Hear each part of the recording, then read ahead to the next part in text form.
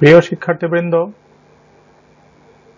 আশা করি তোমরা ভালো আছো এবং বাড়িতে নিয়মিত লেখাপড়া চালিয়ে যাচ্ছ। পরিবেশ অর্থনীতির উপর ইতিপূর্বে আমরা দুটো লেকচার দিয়েছি এবং সেগুলো ভিডিও হিসাবে ইউটিউবে আপলোড করেছি। আজকে পরিবেশ অর্থনীতির উপর আমার তৃতীয় লেকচার। তাহলে চলো শুরু করা যাক।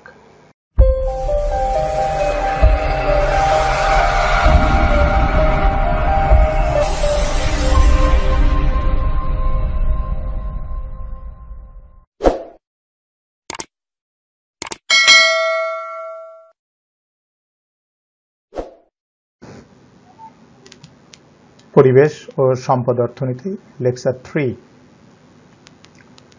শ্রেণী অনার্স চতুর্থ বর্ষ,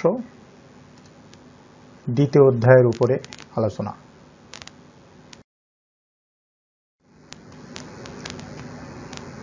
দ্বিতীয় অধ্যায়ে আমাদের যে আলোচ্য বিষয় তা হলো এরকম: the sustainable economy, origin and concepts of sustainability and the issues related to the sustainable development.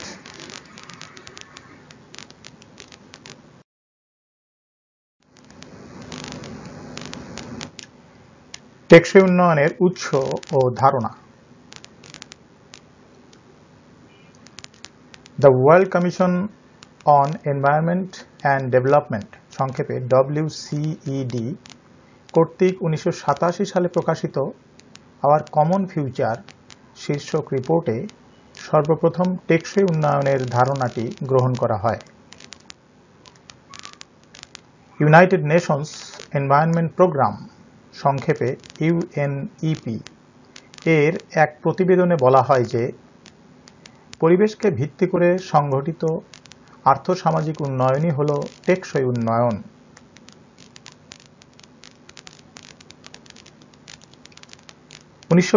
সালে ব্রাজিলের রাজধানী রিও ডি জেনিরোতে অনুষ্ঠিত প্রথম বিশ্ব ধরিত্রী সম্মেলনে পরিবেশ সংরক্ষণের মাধ্যমে টেকসই উন্নয়নের কথা বলা হয়।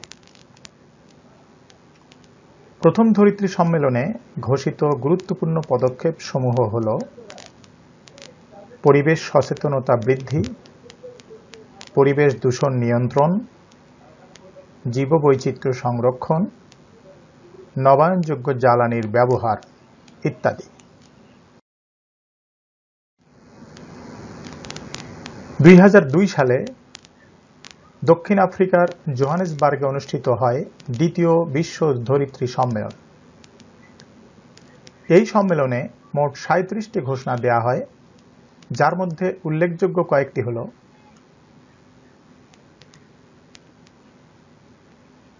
সম্মিলিত শক্তি ও টেকসই উন্নয়নের অভীষ্ট লক্ষ্য অর্জনে ঐক্য প্রতিষ্ঠা,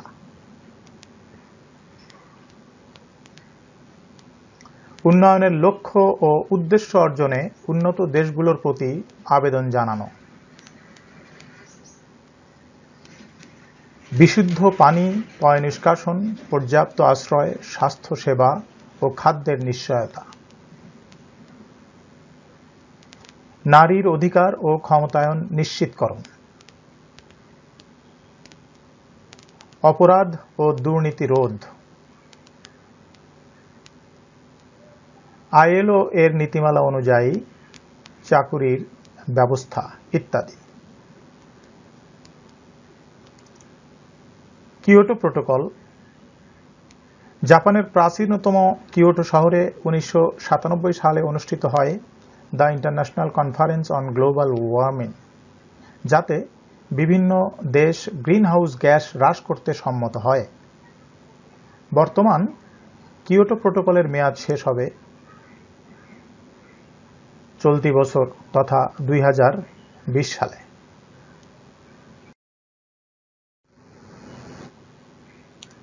ধারণ সক্ষমতা বা টেকসইতা, সাস্টেইনেবিলিটি।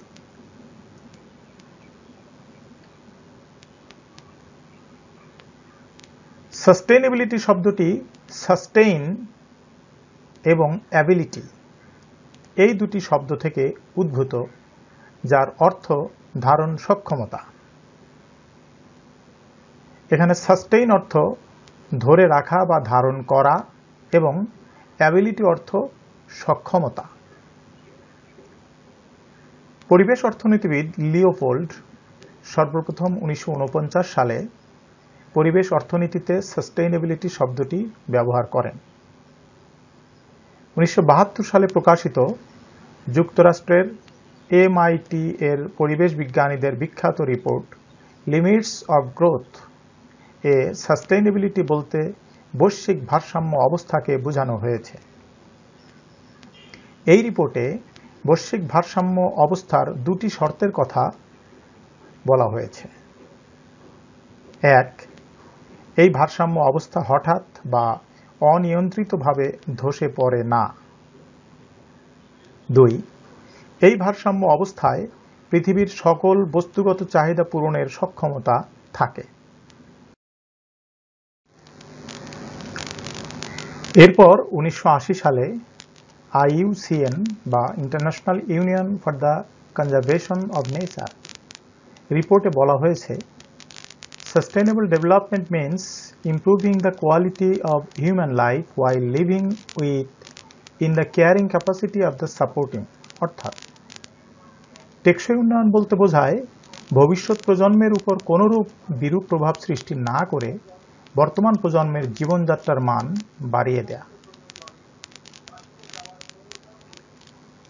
1987 সালে United Nations world commission on environment and development, যার সংক্ষেপে ব্র্যান্ডল্যান্ড কমিশন হিসেবে পরিচিত, টেকসই উন্নয়নের সবচেয়ে গ্রহণযোগ্য সংজ্ঞা প্রদান করেন। এখানে বলা হয়েছে, sustainable development is the development that meets their needs of the present without compromising the ability of future generations to meet their own needs. অর্থাৎ টেকসই উন্নয়ন হচ্ছে এমন উন্নয়ন যা ভবিষ্যৎ প্রজন্মের তাদের নিজস্ব চাহিদা পূরণ করতে পারার সক্ষমতার ব্যাপারে কোনো প্রকার আপোষ ছাড়াই বর্তমানের চাহিদা পূরণ করে থাকে। টেকসইতা ও পরিবেশ অর্থনীতির চক্রাকার প্রবাহ, circular flow of sustainability and environmental economics. পরিবেশ ও অর্থনীতি পরস্পর নির্ভরশীল। পরিবেশ হতে আমরা বিভিন্ন সম্পদ তথা রিসোর্স সংগ্রহ করি, যা উৎপাদনের উপাদান হিসাবে ব্যবহৃত হয় এবং উৎপাদিত দ্রব্য মানুষ ভোগ করে।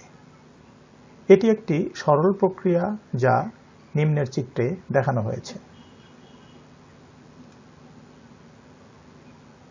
এখানে আর দ্বারা রিসোর্স, পি দ্বারা উৎপাদন এবং সি দ্বারা ভোগ বোঝানো হয়েছে।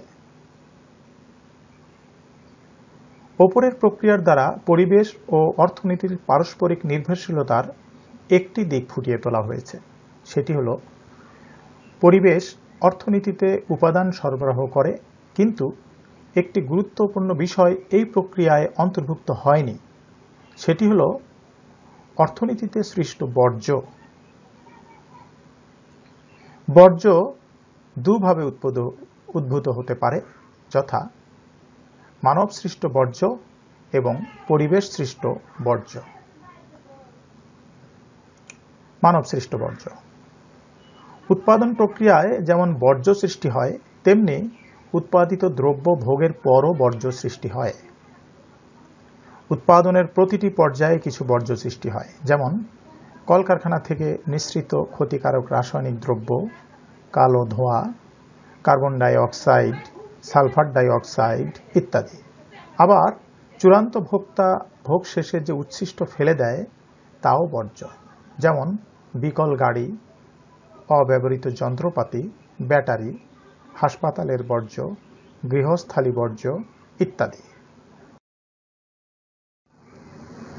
পরিবেশ সৃষ্ট বর্জ্য। পরিবেশ নিজেও বর্জ্য সৃষ্টি করে, যেমন গাছগাছালি থেকে ঝরে পড়া পাতা, পশু পাখির মলমূত্র ইত্যাদি। তবে মানব সৃষ্ট বর্জ্যের সাথে পরিবেশ সৃষ্ট বর্জ্যের কিছুটা পার্থক্য রয়েছে।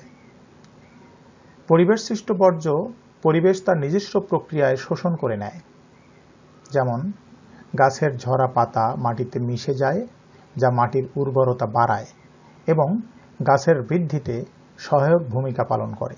কিন্তু মানবসৃষ্ট অনেক বর্জ্যই পরিবেশ তার নিজস্ব প্রক্রিয়ায় শোষণ করে নেয় না।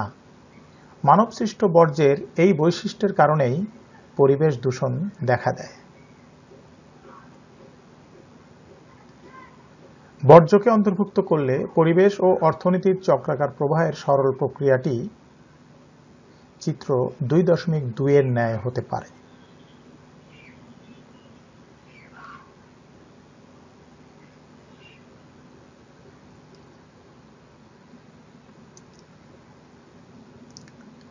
এখানে আমরা পরিষ্কার বুঝতে পারছি পরিবেশ থেকে বর্জ্য উৎপাদিত হতে পারে, উৎপাদন প্রক্রিয়ায়ও বর্জ্য উৎপাদিত হতে পারে এবং ভোগ প্রক্রিয়ায়ও বর্জ্য সৃষ্টি হতে পারে। এখানে WR দ্বারা পরিবেশের বর্জ্য, WP দ্বারা উৎপাদন প্রক্রিয়ার বর্জ্য এবং WC দ্বারা ভোগ প্রক্রিয়ার বর্জ্য বোঝানো হয়েছে।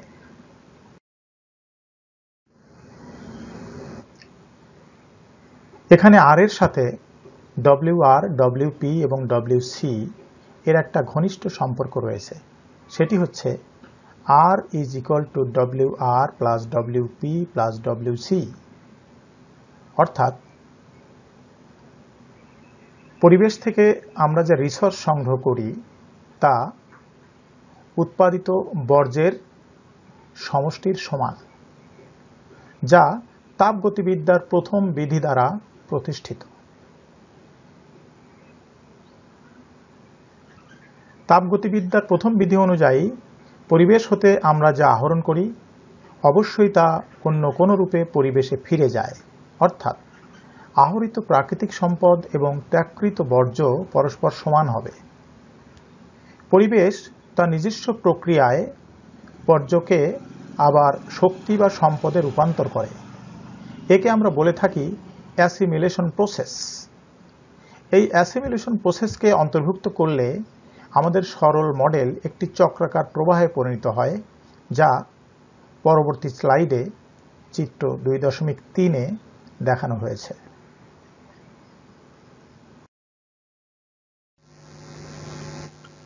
The fundamental balance between the environment and the economy.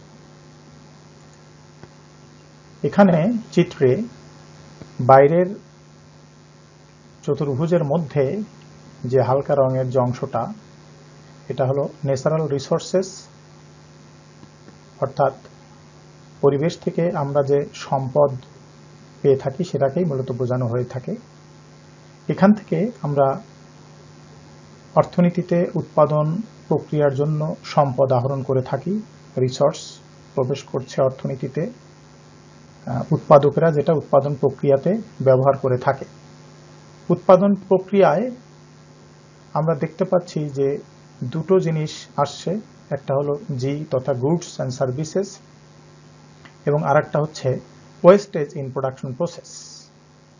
প্রথমে আমরা গুডস অ্যান্ড সার্ভিসেস যা উৎপাদন প্রক্রিয়ায় এসেছে সেটাকে আমরা দেখতে পাচ্ছি, যেটা আবার ভোগ প্রক্রিয়ায় ব্যবহৃত হচ্ছে, অর্থাৎ ভোক্তারা এই দ্রব্য সেবাকে ব্যবহার করে। ভোগ প্রক্রিয়ায় কিছু ওয়েস্টেজ উৎপাদিত হয়, এর একটা অংশ রিসাইক্লিং এর মাধ্যমে আবার উৎপাদন প্রক্রিয়ায় ব্যবহৃত হয়, আর এরপরেও যে উচ্ছিষ্ট তথা বর্জ্য থেকে যায় সেটা পরিবেশে আবার ডিসচার্জ করা হয়ে থাকে, অর্থাৎ ওয়েস্টেজ ডিসচার্জড ইন কনজাম্পশন প্রসেস।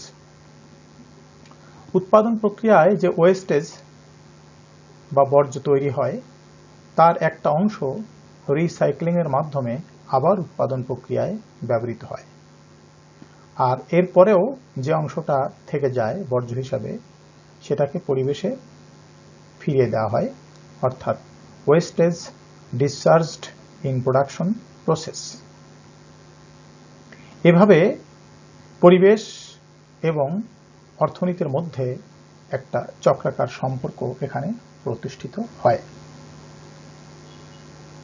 তাপগতিবিদ্যার প্রথম বিধি অনুযায়ী R = WDP প্লাস WDC, অর্থাৎ resource is equal to wastage discharged in production process plus wastage discharged in consumption process, অথবা WDP plus WDC is equal to R is equal to G plus WP minus RPC minus RCC।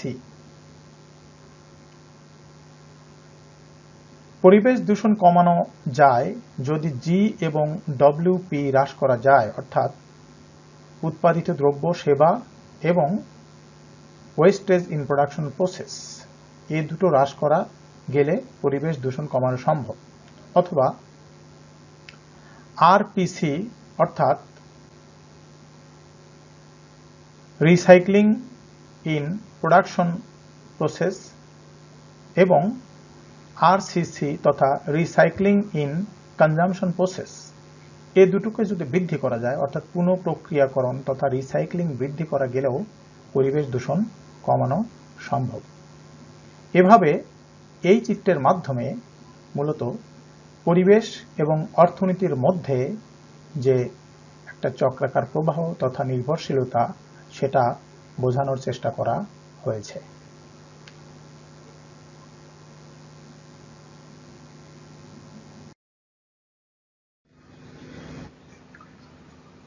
পূর্ববর্তী স্লাইডে চিত্র 2.3-এ RC দ্বারা recycling বোঝানো হয়েছে।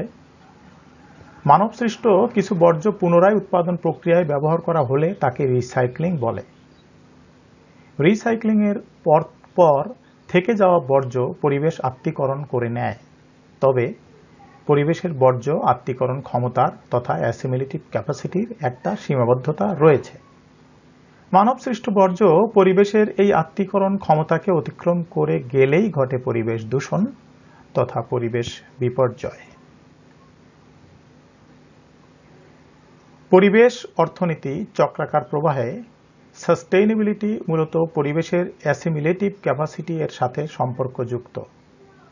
অব্যবহৃত বর্জ্য যদি পরিবেশ আত্তীকরণ করতে পারে তাহলে সাস্টেইনেবিলিটি অর্জিত হয়, আবার আত্তীকরণ ক্ষমতা স্থির থাকা অবস্থায় রিসাইক্লিং বৃদ্ধির মাধ্যমেও সাস্টেইনেবিলিটি অর্জন করা সম্ভব।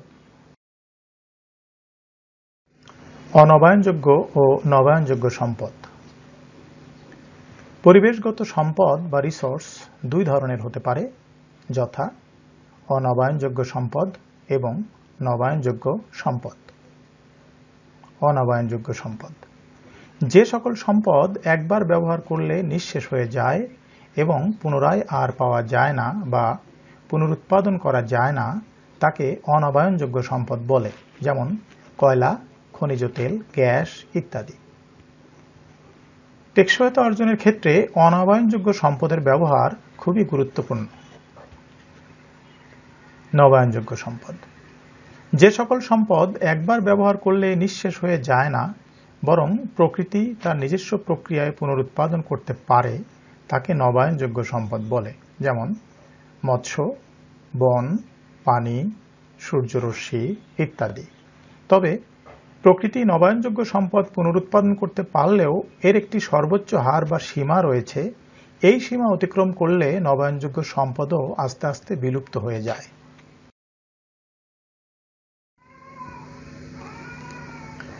তাই টেকসই অর্থনীতি পরিবেশের দুটি বৈশিষ্ট্যের সাথে গভীরভাবে সম্পর্কযুক্ত। প্রথমত, প্রকৃতি তার কিছু সম্পদ নির্দিষ্ট হারে নবায়ন করতে পারলেও কিছু সম্পদ অনবায়নযোগ্য। দ্বিতীয়ত, পরিবেশের বর্জ্য আত্তীকরণ সক্ষমতার একটা সীমাবদ্ধতা রয়েছে। এ দুটি বৈশিষ্ট্যের কারণে টেকসই অর্থনীতির জন্য দুটি শর্ত মেনে চলা উচিত, যথা: 1. এমনভাবে নবায়নযোগ্য সম্পদ ব্যবহার করতে হবে যেন তার আহরণ হার পরিবেশের পুনরুৎপাদন হারের চেয়ে বেশি না হয়, অর্থাৎ H is less than Y, যেখানে H হচ্ছে নবায়নযোগ্য সম্পদ আহরণ হার আর Y হচ্ছে পরিবেশের পুনরুৎপাদন হার। অর্থাৎ নবায়নযোগ্য সম্পদ আহরণ হার অবশ্যই পরিবেশের পুনরুৎপাদন হারের চেয়ে কম হতে হবে। 2. পরিবেশের বর্জ্য প্রবাহের পরিমাণ যেন তার আত্তীকরণ সক্ষমতাকে অতিক্রম করে না যায়, অর্থাৎ W is less than A, যেখানে W সমান বর্জ্য প্রবাহের হার আর A হচ্ছে পরিবেশের আত্তীকরণ সক্ষমতা, অর্থাৎ পরিবেশের আত্তীকরণ সক্ষমতার চেয়ে বর্জ্য প্রবাহের হার অবশ্যই কম হতে হবে। প্রিয় শিক্ষার্থীবৃন্দ, আশা করি আজকের ক্লাস তোমাদের ভালো লেগেছে। তোমরা অবশ্যই বাড়িতে নিরাপদে অবস্থান করবে, স্বাস্থ্যবিধি মেনে চলবে এবং নিয়মিত বাড়িতে লেখাপড়ার চর্চা চালিয়ে যাবে।